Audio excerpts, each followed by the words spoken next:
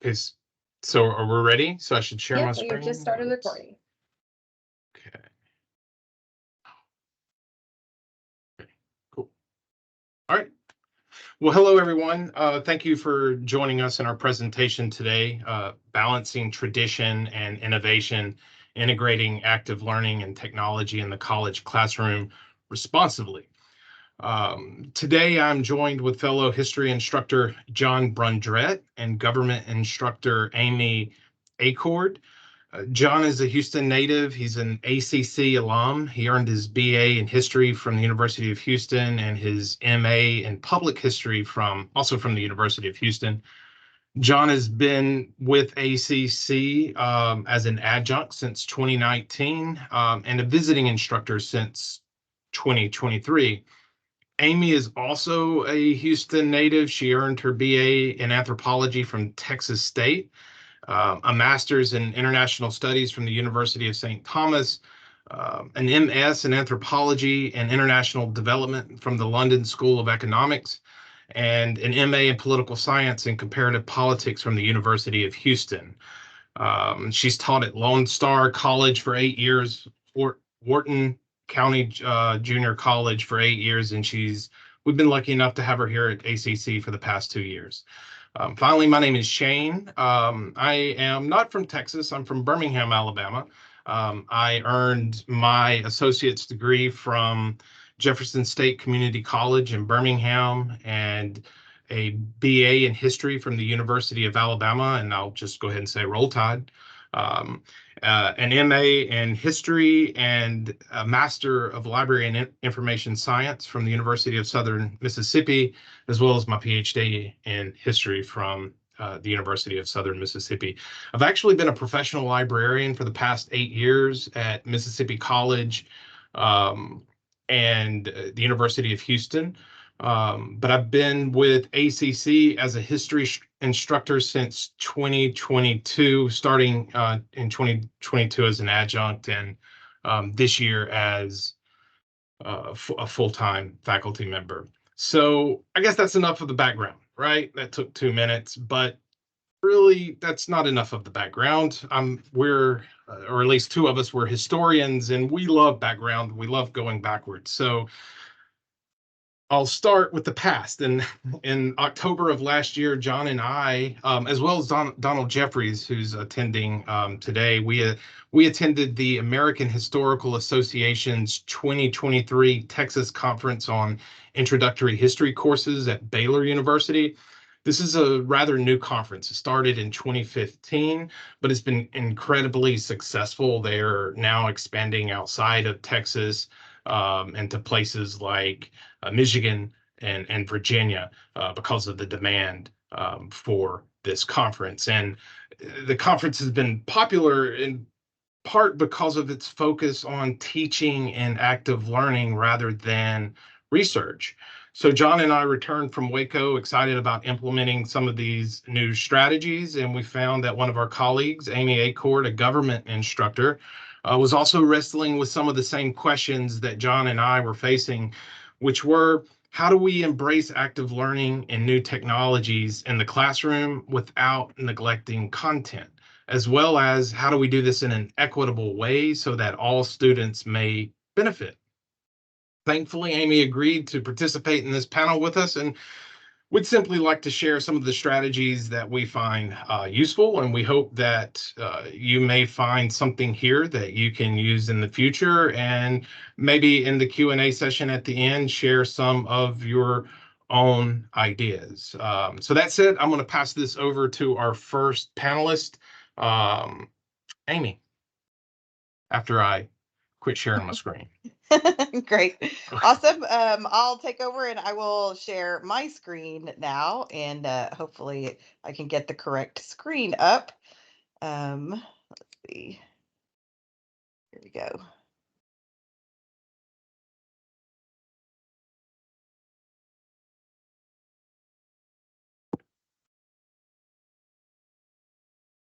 All right, we all on board? Yes, ma'am. Okay, great. All right, so I'll be presenting today on some of the things that I do in my classes. And first off, I'd like to talk about the three guiding principles that help me use active learning in my class, and that is accessibility and inclusion, knowledge generation, and alignment with the SLOs and core objectives that we have set by the state. So with accessibility and inclusion, we're in our classes, and I'm sure all of y'all have experienced this, we can have there can be a huge digital or electronic divide in our classes where you have folks with no devices and no internet access at all at home, to students that have all the devices and all access 24/7 internet access. And so we're moving between campuses, and even on the same campuses where we're dealing with students that may not all have the same level of accessibility to technology. The other part that is really important for me as far as active learning is concerned is that I want students to be the knowledge creators themselves. I want them to engage in the activity that we're doing, where it can either be self-reflective or they can actually be generating the knowledge themselves based on usually a project that, an academic project or scholarly project that has been done, and we kind of use that as a touchstone. And then also I want my my active learning activities to be aligned with the SLOs and core objectives set by the state.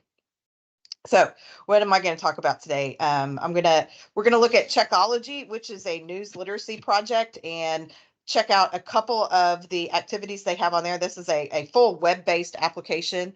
Then we're going to look at the Comparative Party Manifesto project that I use in my classes. That's kind of a midway tech, kind of mid-tech type of project. And then if we have time, the interest group project that I do with my students, that can be kind of mid-tech and low-tech, requiring no tech at all. So let's get started on these. All right, so first off, Checkology, I'm incorporating that into, it's going to be my first time to do that this year in my federal government class. And it's a web-based application. It has numerous engaging lessons and activities. Core objectives that it hits are critical thinking and personal and social responsibility, and then a variety of different SLOs. And so let's see what I'm going to stop sharing this. I'm going to actually take us to the page. Hopefully I'll get to the correct page.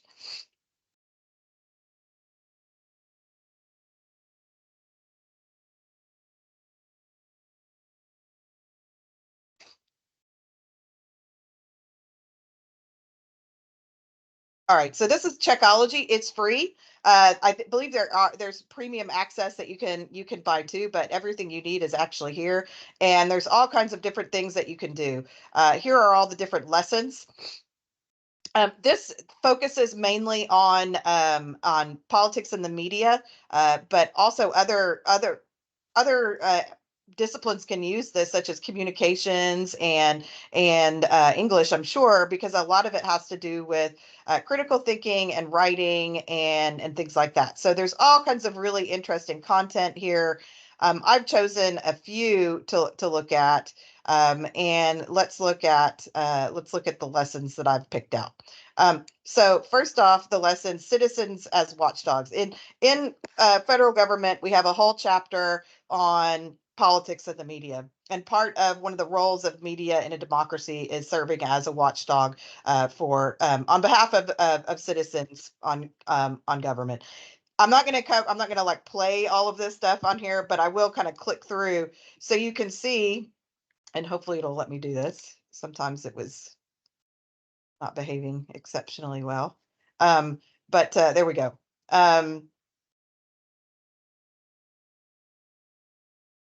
So it has a lot of different videos on here. Has a lot of different videos, and then it also has, if I can find the specific ones, it has little knowledge checks, right? And additional things that you can do on your own. So this they deal with controversy issues. Obviously, this is what we do in government. We deal with a lot of controversial issues. This was about the Rodney King case back quite a long time ago. But again, it can give you some, and it gives not only just their own takes on things, but also a variety of different resources. It will do, it'll give you little, I'm trying to find them on here. The app is running kind of slow right now. But it'll come and give you little things that you can actually that the students can actually fill out. So in this one, it says solo sentence. In one sentence, explain one aspect of the Arab Spring case study that you think is interesting or important in some way. And it's essentially how the press covered the Arab Spring, as well as the extremely important use of social media in the Arab Spring. And what's interesting with this is that I can go back in and look at it, right? So I create an account, the students are able to create their accounts. It's all free. And then I can go in and look at the various things that they've written. So it keeps them engaged in the information, or in the knowledge, in the activity. The other one, I'm not going to go through it completely right now because I want to make sure I'm keeping with time. Is there's a whole section here on misinformation. This is a really great one. Because it really asks you to delve in, it asks students to delve in and think of some things that they've actually seen, right? So describe a recent piece of information you've encountered online that at first appeared to be true, but then later turned out to be false. So all of this very salient to what's going on in politics today. And students really enjoy using the things, talking about the things that they're already using, like social media. They like to do it in class, and I'm hoping that these activities with Checkology really enhance that.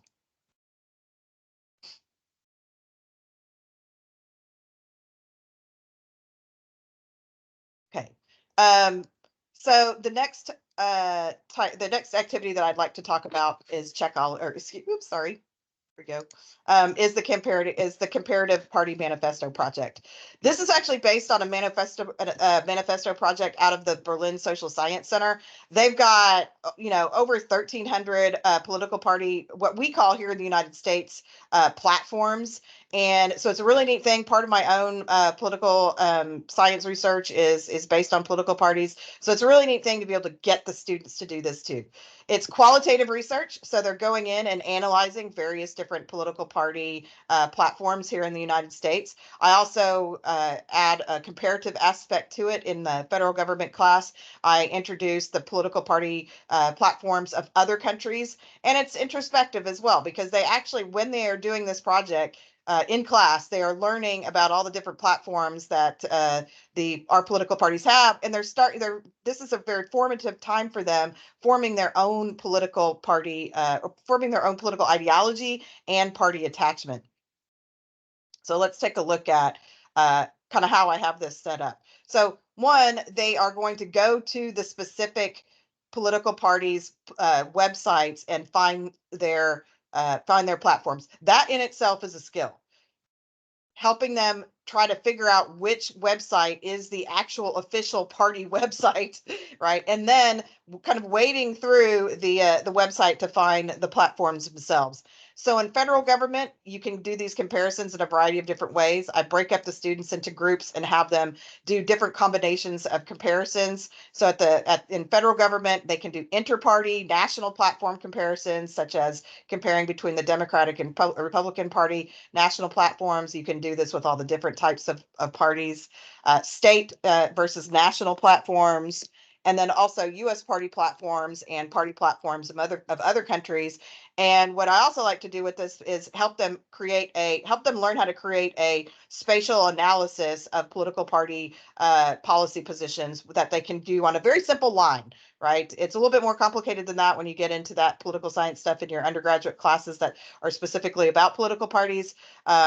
But I like to help them at least learn how to do the baby steps of that. In Texas government, you can do it too, because you can look at the political party platforms of the state parties. You can compare state to state parties, and you can compare inter-county platforms within a state themselves. So you can do this kind of comparison in all kinds of different ways. And again, they are sitting in their desk. They're doing this in class, right? Sitting at their desks, generating this knowledge themselves.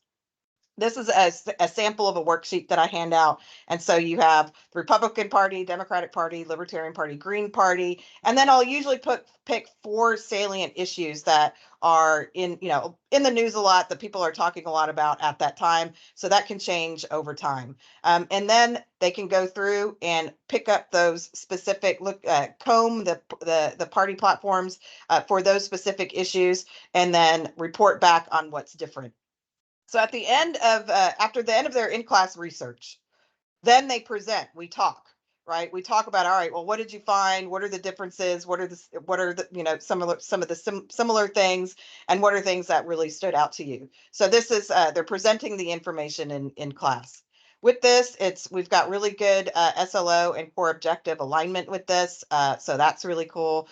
So it aligns with 5, 6, and 7 in both Texas and federal, as far as evaluating the role of political parties, analyzing state and local election processes, because it's specifically the platforms are specifically tied to the elections, and then also analyzing the various different issues that we have in our state or at the national level.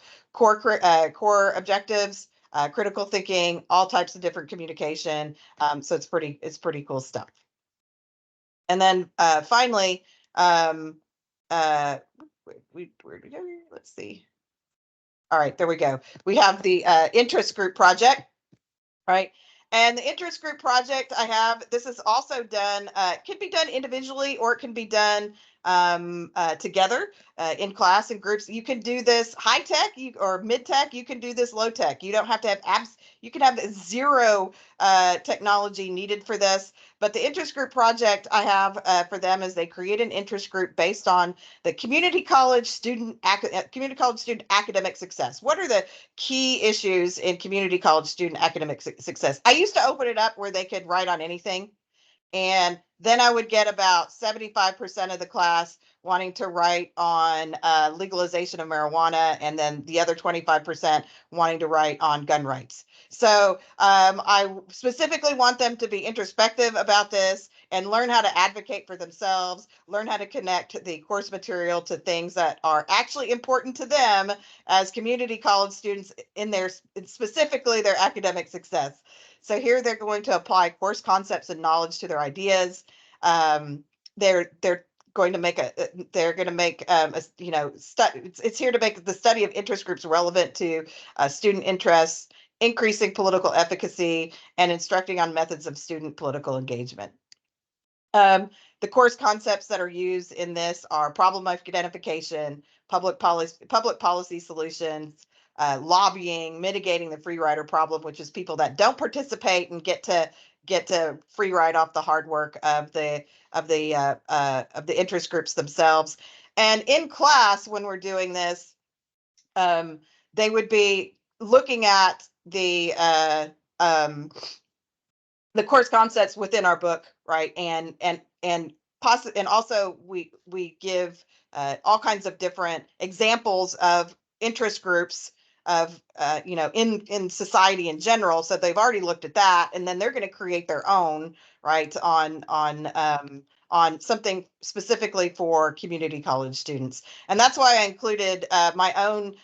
This is my own National Union of Students card. When I used to go to school in London, every student is automatically kind of part of that group, and they are an extremely powerful interest group, student interest group in the UK that puts a lot of pressure on the British government. And so I'll use the NUS as an example. They can research the NUS website and apply all kinds of things that they might learn on the NUS website to their own. With all of these different things, accessibility is extremely important to me. And what I have learned over time, and we sometimes take it for granted, that all of our students have equal access to technology and to internet access, and they just don't. And what John and I are also discovering this semester is that he and I both teach classes teach TDCJ classes where we have zero technology in there. We've got a computer that has no internet access, and we've got a projector cart that comes in, right? And so how on earth are you going to be able to teach some of these things to our, to our incarcerated students? Well, luckily, John, helping me out, actually taught me how to screen capture YouTube videos. And I've also learned how to just screen record some of the videos that aren't on YouTube that are on some of these other sites to be able to show those things in a classroom that has zero technology. So, that's an extreme case that we deal with. But then also, like in Alvin ISD, it's a bring your own device school district. And so some of those kids have nothing, or they have their phone, and that's all they have. So how do we work with that population? Normally, what I do if we're going to be using technology in the classroom, like that, like Checkology, is we'll do it in groups, and that way somebody has a computer, right? Somebody has a computer, and they can do that. They can all work together on that. Because even if they do have a device, for instance, in Pearland ISD, they might all have devices issued by the school, but there's a substantial portion of that population that does not have internet access at home. And again, if I'm going to use technology in the classroom, use technology as an activity or an assignment, what I've moved into doing is doing a lot of this stuff in the classroom to ensure that everybody has access and isn't left out of innovative technology use in the classroom. So that's it. That's it for me. So I'll leave it to my colleagues. Well, awesome. Thank you, Amy. Shane, I'm picking it up now, right? And you're the anchor. You're coming up third, right? That's correct. It sure is. Okay. All right. So I'm really just going to talk about really just two primary little activity ideas. The first one's going to have a little bit of legs. The other one is going to be hyper specific to historians, but it's so fun that I just want to show it off, and it will require audience participation. So get ready, students. Okay, so let me try to share my screen here. All right, so I am sharing screen now, correct? Am I? Yes. Okay, okay. Yeah. Oh, why, Shane, why am I going through all your stuff? Okay, here we go. Sorry. Buried the lead. Okay, so I'm going to show you the end product first. So this is an app that I've used before in my class a couple times. This is also something that Shane actually introduced me to last semester, and I have been enjoying the heck out of it. And so what I wanted to do was try to kind of show you guys what this would look like. So if you could, on your phone or on the device you're watching this, whatever the case may be, you can go either to polev.com/John Brundrett 893, or if you just pull out your cell phone, you can take a picture of that QR code at the top right, and it should it should open up. There we go. A space for you to just jot in an answer, and you'll just press enter, right? You'll press select. What this is, what I have here is a word cloud. And so let me just, while people are inputting their answers here, let me just talk through what a word cloud is. So ideally what you would see with the word cloud is, especially in a classroom setting, a lot of the times, depending on the word you pick, you're going to get a lot of the similar words, right? And with that, the words that get submitted multiple times in the most, they're going to become bigger, and they're also going to often get put towards the center. And then the other words that are only maybe going to get mentioned once or a few other times, that's going to be put on the periphery. Now, granted, given the audience here, it's likely we're going to get a bunch of different unique responses. So we may not see that as much. But how would you use this in a classroom? Now, from the history side, how I like to do this is actually one of the prompts I've used in the past. So I specifically put Native Americans here, right? Because I wanted to see what are the people watching? What are they going to add to this? What are they going to put, right? And what you can use that for is that can be a jumping off point for a much larger discussion of memory, right? How do Americans, for example, in a US history class, how do we remember Native Americans, Indigenous Americans, Indians, right? And you'll notice I just used 3 different terms to ostensibly refer to the same people. And then once you get to that point, you can now have the discussion with your students. Hey, have you ever thought about the fact that, and as you can see here, Indigenous is the biggest one so far, Indigenous and Indians, right? You can have a discussion of terminologies. And so in my classrooms, I actually pull up I apologize, forget the name of the website, but it is basically it is an indigenous run website in the United States, and they literally address this issue specifically. What do you call us? I'm pretty sure that's the tagline, and it's like a frequently asked question page, and you can have this discussion with your students about um, identification, right? How people self-identify. Um, you can also, if you really want to get spicy with it, you can throw out the terrible term, what's it called? Oh wow, why would I forget this? Um, Political correctness. Yeah, throw out political correctness and see if you wanted like that match, you can throw that out and you can have a conversation, right? I personally in my classrooms, I like to kind of invite those types of topics and see where people are standing, and then actually have really engaged conversations, right? But yeah, Julie, this shouldn't require a profile. And so I also, another element here is you'll notice on the screen share at the top left, you'll see it says responses are anonymous. Now that's a choice.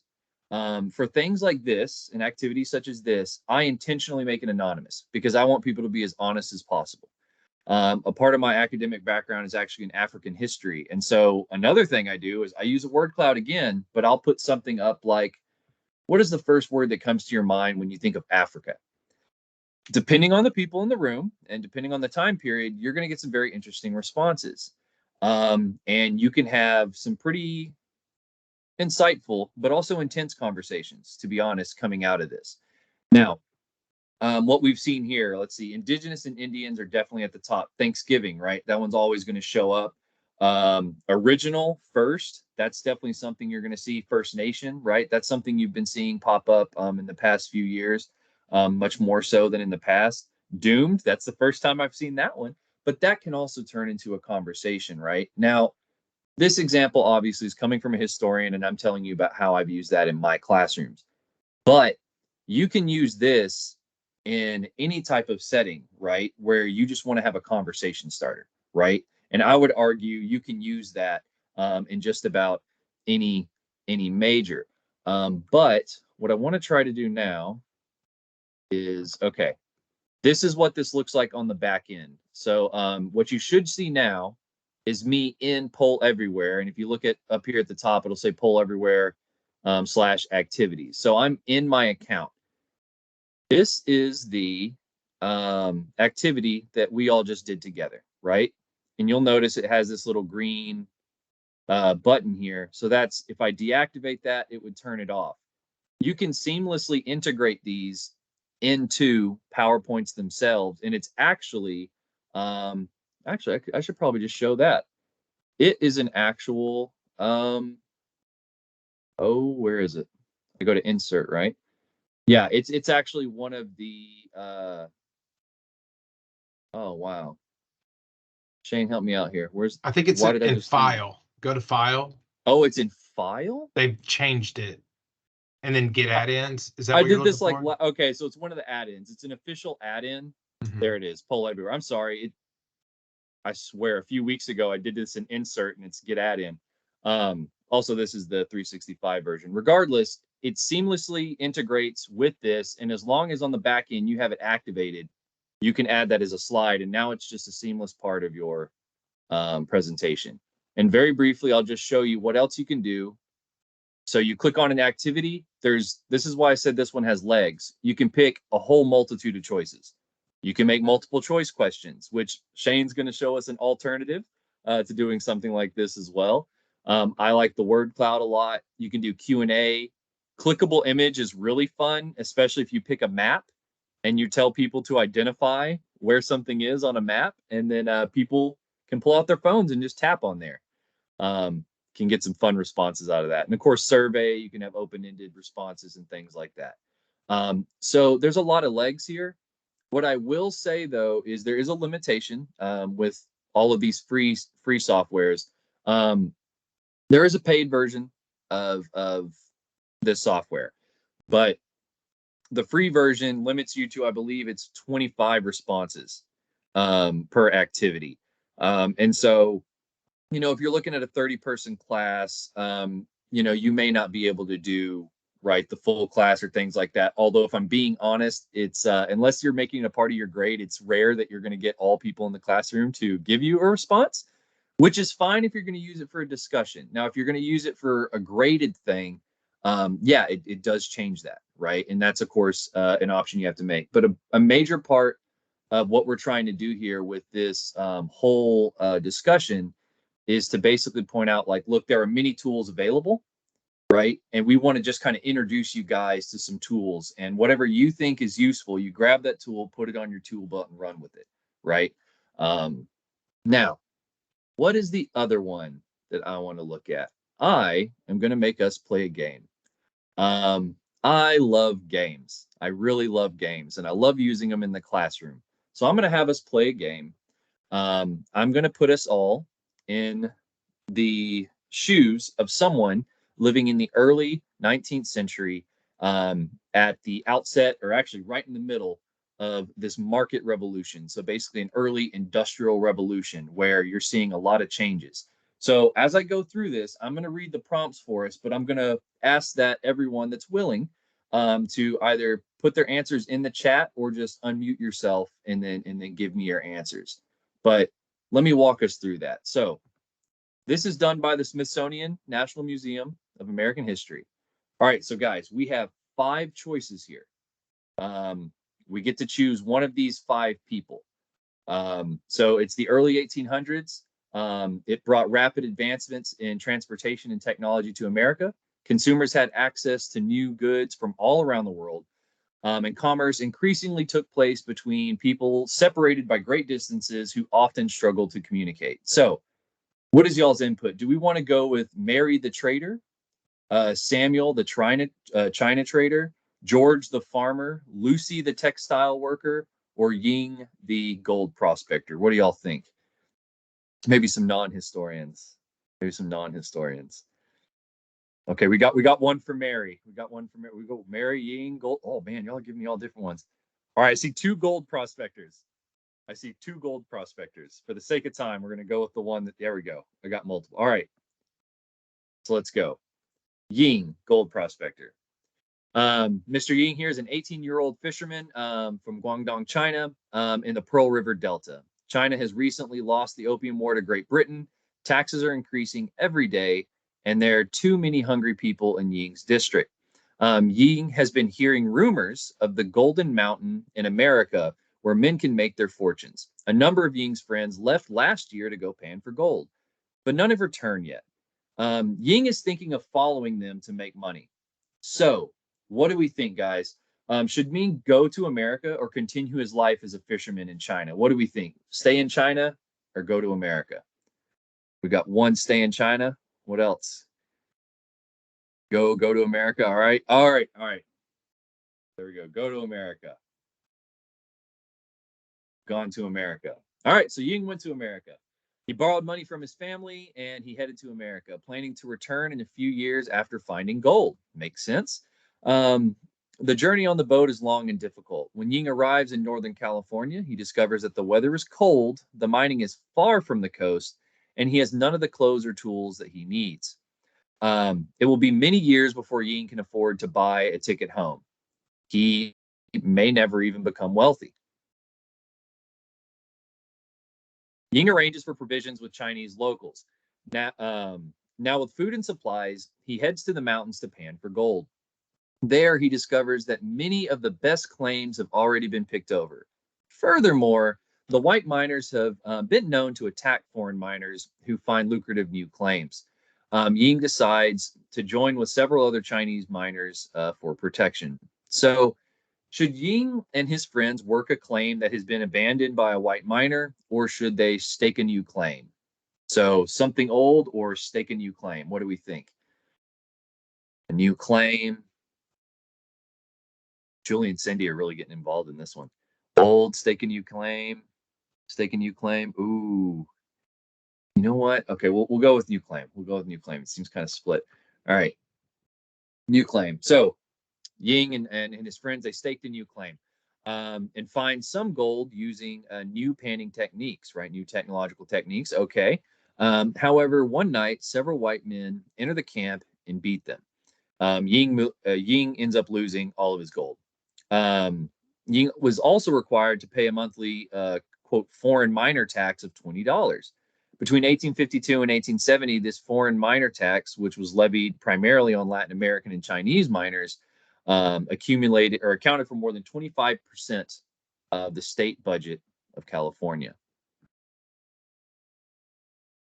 So after a few years of panning for gold, Ying has made little money. He does not even have enough to buy his ticket back home. Ying hopes to change his fortune by changing jobs. However, there are limited options open to Chinese workers in California, and he can only find 2 available options. So does he start his own business or does he go work on the railroad? What do we think? Is he going to start his own business or start working on the cut, working on the railroad? Own business, railroad. Ooh, railroad's winning so far. Own business. Ooh. Now, am I gonna have to flip a coin on this one? The next person has it. The next person has it. Next person has it. All right, Donald. You broke the stalemate. All right, so he starts his own business. He moves to San Francisco, borrows money from a Chinese merchant, and starts his own laundry business. Due to discrimination, Chinese worked primarily in businesses like laundries. After a few years, Ying repays his creditors. He decides to stay in the United States, but restrictions targeting Chinese immigration mean it will be many years before he can become an American citizen, despite obviously his economic success. And so the conclusion here for this one individual that we have followed: communication across vast distances remained difficult. So Chinese prospectors often did not understand the conditions they would face in the United States until they arrived, which is exactly what we saw here. Most Chinese who came to California intended to stay for only a few years. And despite intense discrimination and racially motivated violence, many decided to stay in America and continued farming, fishing, canning, and railroad construction. By 1900, Chinese Americans could be found in every state in the nation. Now, what we just did, and I know I went fast. I tried to go fast. In a classroom setting, I would actually usually go a little bit slower and maybe I'd talk through some things. But the purpose of something like this is, as historians, right? Obviously, we want to educate people about the past, but one of the best things that you can do when learning about the past is actually trying to understand why people made the decisions that they made, right? As we are removed from the past, by the distance of time, it can become very hard to empathize, right, with people that have made decisions in the past. And also, it can be kind of desensitizing as well. We can put up a slideshow that has a picture of broken glass in a Chinese business. But if you walk someone through something like this, perhaps they would understand how they got to that business, right? And what did they have to lose when, a racist riot, for example, would have come in and attacked them.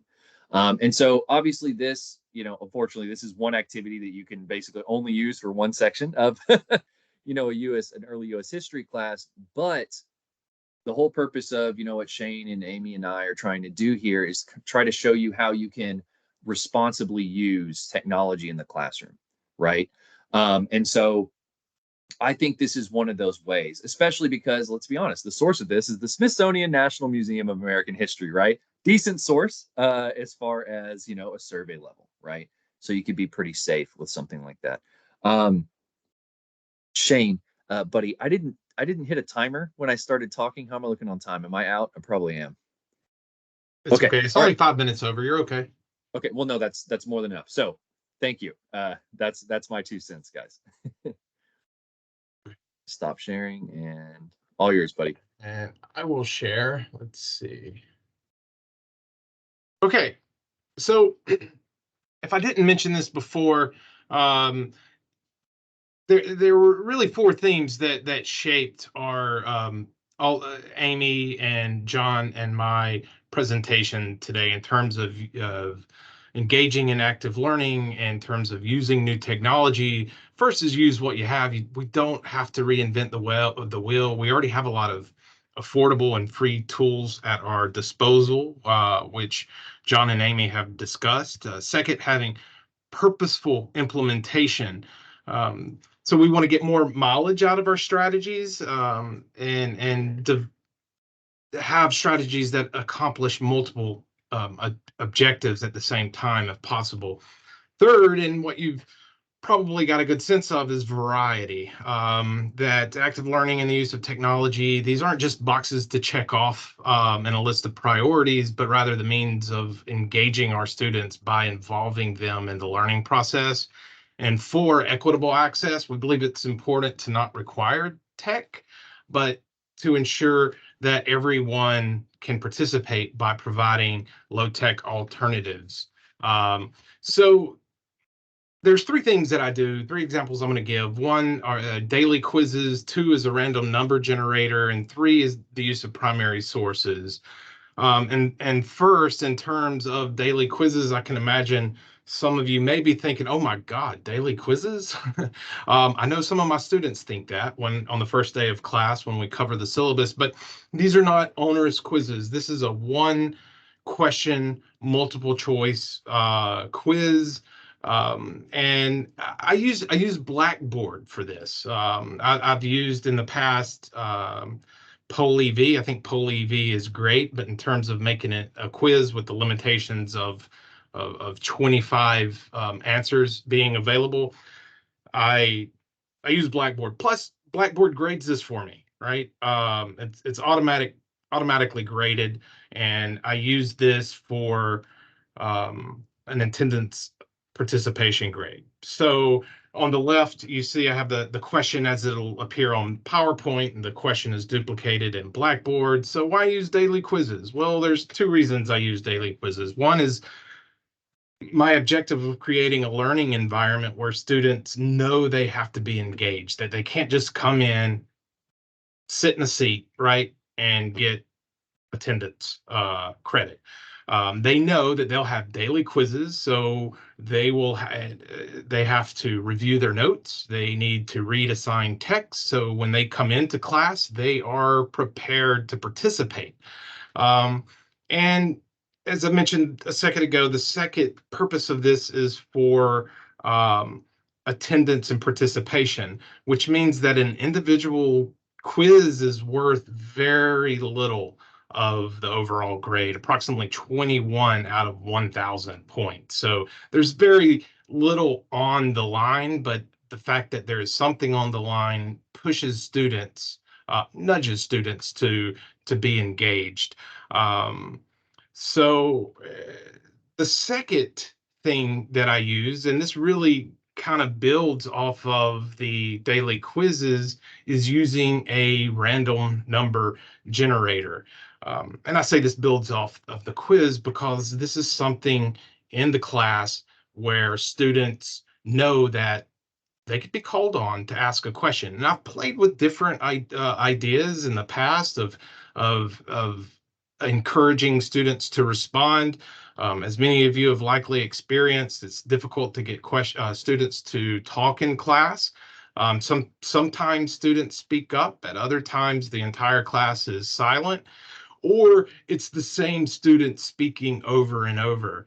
And I've played around with different ideas. I've thrown the ball to students that they just sort of dodge so they won't have to catch it, you know. And it struck me one day to use this random number generator. I already have a class roster, and I keep that class roster next to me, and I just number the students, 1 to how many I have. You see on the screen, this is for one of my classes this semester. I have 26 students. So they have a number assigned to them. Each student, they do not know their number. There's no big secret there, but I don't go out of my way to tell them what their number is. And when I'm presenting, my screen is not duplicated on my computer and the projector, I extend it. So that way my PowerPoint, I never have to bring it down, right? It's there, it's consistent, and I have on my screen the random number generator. So if students are quiet, if I don't feel like they're participating, I can hit the get random number and it generates a number, and I call on that student. And what I've found, has this worked? Is yes, this has been a fantastic tool. It generates responses. It isn't laborious to use. It's really simple. And the majority of the time, the students know the answer to a question I've asked. They're either shy or I don't know, they don't want to speak up, but most of the time they know the answer. If they don't know the answer, I just move on to the next. It's not a student. I hit the number again. We find someone else, and as if you see here, there is a button for no repeats. So we're not calling on the same student multiple times. So it's I think also the students like it because they don't feel that I'm picking on anybody. I'm not calling out any person. It's completely random. So these first two examples are really easy to implement. One's online. It's you have a roster, you have a website, and it encourages students to remain active, to pay attention, because they know at any moment they could be randomly selected to answer a question, whereas the daily quiz encourages students to keep up with their work outside of the home. I mean, outside of the class, because they know once they come to class, they're going to have a quiz, so they need to be prepared. My final example in terms of active engagement or active learning is the use of primary sources. And there are so many different kinds of primary sources in history, diaries, journals, laws, military records, pension records, letters, advertisements, newspapers. I could go on, right? But primary sources are amazing resources for helping students to engage with the past. Primary sources, they're the stuff of history, right? That's what we work with. And they're the sources that historians use to make arguments. So if I want my students to engage with the past, that means they need to wrestle with primary sources. And I have an example today of a primary source that I've used in several classes and had good results with generating conversation, and that's the state of Louisiana literacy test. These literacy tests are from the era of Jim Crow. That is the era of segregation in the U.S. South, and literacy tests were used to disenfranchise African Americans. That is, to prevent Black Americans from voting. So when discussing the past and historical actors, it's really easy for students to assume that people today, that we're just so much more advanced and more intelligent than people in the past. So kind of like John mentioned earlier, we want them to develop empathy, right? To see things from another person's perspective. So I give them this literacy test in the hopes that they will develop a greater appreciation for the obstacles that historical actors faced. Now, I would love to give you all this literacy test, but unfortunately, there's just not enough time. Now, for my students, I do give them this literacy test, but when I do not tell them what they're taking. On the PDF, I write over the name of the original test. I replace it with a space for them to write their name and their date. And this actually becomes one of their daily quizzes.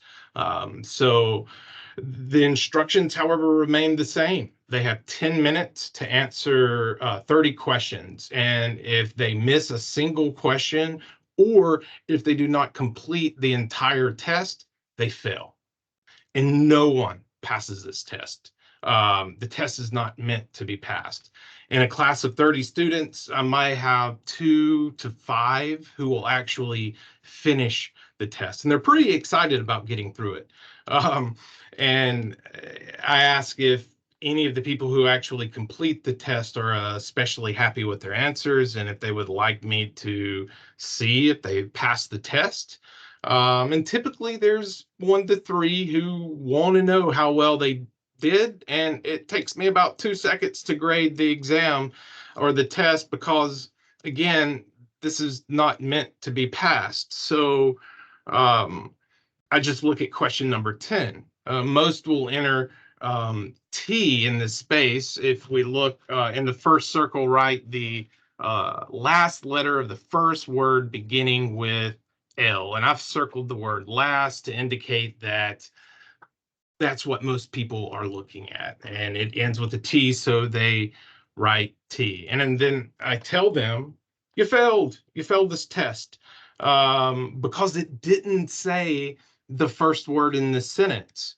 If you notice up at the top, there's another word that begins with the letter L, and it's the first word on the page. So they should have written an S in that circle. I've actually had one student of several classes to write an S, and guess what? They failed because it didn't say the first word at the top of the page. And this is the whole point, is that these tests were designed to be arbitrary and vague so that white Southerners could purposely fail Black Americans. And such an example always generates vibrant discussions among students. And one of the first times I used this literacy test, I had a student ask me before she even answered the first question whether this was a trick test, as she said, because it was clear this was designed. This test was designed to not be fair. But the point with the test is to discuss historical actors as real people. And I tell them that approximately 45% of Americans have an associate's degree. That's about just under half the population. And I'm not a mathematician if there's math people in here. So just under half, maybe that's a little bit more with 5%. I don't know. And for the highest level of education attained, according to the Census Bureau, that's right at 10.5% of the class. So my point is, if none of you all sitting in this class, you are college students, right? And if you can't pass this test, how do you think African Americans in the South felt when they were presented with such a test? And it provides an opportunity for us to discuss lower literacy rates among Black Americans during Jim Crow and the inferior education for Black children in poor conditions that were overcrowded for those who could attend the school with hand-me-down and outdated books. But it also how such tests led many of the disenfranchised to actually not participate in the electoral process later. Hence, Black voting trends didn't approach the level of white voting until the almost 3 decades later. So it's been a great discussion tool. It's led to some of the most vibrant discussions in my classes, as I've said, and we have a few minutes left for questions and answers. So I will turn it over to the audience. Let's see if I can get out of here.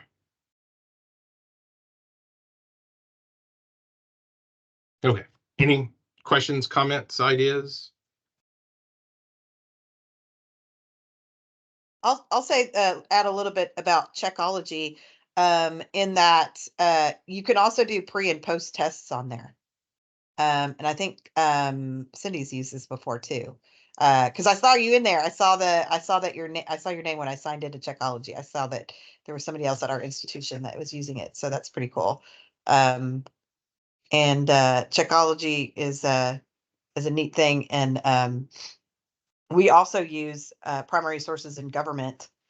Do you have any, Shane? Do you have as a kind of? I feel like the historians are still the top tier when it comes to primary sources. Do you have any other suggestions on how we can incorporate primary sources and stuff like that in our curriculum? I, other primary sources. What do you think, John? Or I see Dr. Marriott in here, who has been teaching for quite a while. So one idea I think, like with this is just off the cuff here, and I hate saying things off the cuff, but the Declaration of Independence. Um, we there's I can't think of the title of the book, but there's the title of the book that lays out the original draft of the Declaration of Oh, Independence that's cool. That'd be really cool. with the changes that were made, and um, uh, ideas that were gutted from the Declaration, and it allows for a discussion of one, that this wasn't just Jefferson's work, right? That this was something that was a product of his generation. And then second, like, what did they cut out, right? So what do you think, John? So I love those as well. I do something similar with something that Jefferson wrote as well, having to do with religious freedom. But as far as primary sources as a category that I like to use a lot, and you could use this in poli sci very easily, is personal letters or just personal correspondence, I think that's a great where idea. any person is writing about a topic that they're speaking on or publicly, or trying to lobby for a specific piece of legislation publicly. Because what you obviously find is what's being said behind closed doors can not vibe directly with what is being said publicly, right? And that's an inch. But of course, as historians, right? And I mean, in poli sci, you spend a lot of time looking at that, and that's how you interpret how people had these discussions, because you can have that knowledge of like, okay, what are people saying behind closed doors or to each other in private? And of course, the further you go back, sometimes you get a little bit better, because someone may have kept that letter that maybe they weren't supposed to, and it ends up in an archive somewhere. So anyway, it can be interesting. Where the paper trail exists, it can be pretty useful, and I think students enjoy that as well. Cool, thanks. So, something else with correspondence is that it humanizes, people in the past. So when we're trying to um, gain an appreciation for people's humanity, right? Reading a letter, journal entries, can really make these people and their experiences much more real for students. Alex, chime in, sir. Fearless leader. So I'll be off type here, since I'm the revolutionary and founding historian in the department. The one of the fun things about 1302, which didn't really get a lot of attention in this presentation, is that you can really show students sources that are a bit more familiar to them, and they have a lot of fun with them. So have them watch let's say, like a Buster Keaton movie. Buster Keaton movies are only about 20 minutes long, but they get a sense of what comedy, or what passed for comedy in the 1920s looked like, and they enjoy it for whatever reason, because there's things that are still the same about our comedy that they can see in Buster Keaton, and things that are very cartoonish as well, that they recognize as cartoonish. There aren't any cartoons in 1920, so that they get an appreciation for that. Music is something that all of our students are kind of obsessed with, much to the chagrin of many instructors who have to deal with that obsession in class. But when music starts to be recorded and saved, you can then start to let them feel these different eras through the tunes that we still have. And they tend to find that really interesting as well. Karina was talking about elections earlier this morning. It reminded me of one of the things I've sort of forced students to watch in 1302, which is essentially a campaign video that Calvin Coolidge made, or that people around Calvin Coolidge made in 1924 for his reelect. And students it's totally silent. It's the only drawback for that video. It has no accompanying music that goes with it. but they're all a little confused as to what exactly it is they're seeing. I sort of, but it's when I get them to think about modern presidential image making, you know, this idea of who do you want to have a beer with, who's the real normal person in this race. You get to sort of understand what they're doing in these Coolidge videos, because it's basically showing him in Vermont, you know, taking the pitchfork and moving hay around and pretending essentially to be a normal Vermonter instead of the president of the United States. And so primary sources is as much fun as it is, and it's humorous, because I was just making a pitch to the students that John was just making, right? That the correspondence can be such a fun thing to look at in comparison to the public speech making and essay writing. But these other sources in 1302 are really a lot of fun to play with, and students sort of can get a lot out of them because they're a little bit more familiar. Thank you so much, guys, for your presentation today. I know it's basically 2:30 on the dot, and we can head over to the main chat room again for the closing remarks. So thank you so much. Thank you.